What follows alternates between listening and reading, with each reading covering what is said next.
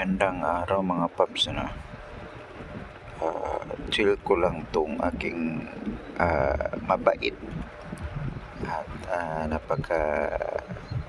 tawag ito, malambing na alaga. Mga paps, saan siya natutulog ito? Tcharan!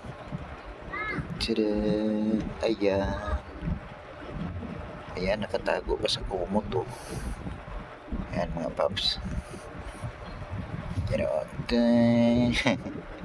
Ang cute.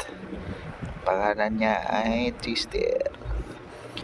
Alam mo mga paps, ano, dumating sa akin itong pusa ko na to, napakaliit pa niya. Cute. Sobrang liit, hindi pa bubuka yung mata niya. Napakalambing mga paps to. Yun, may hilig siyang magkumot. Gusto niya nasa ilalim ng kumot pag natutulog at katabi ko siya matulog. Hi Twister. Hi. Hi Twister. Hi. Cute Twister. Ayun mga paps. Thank you.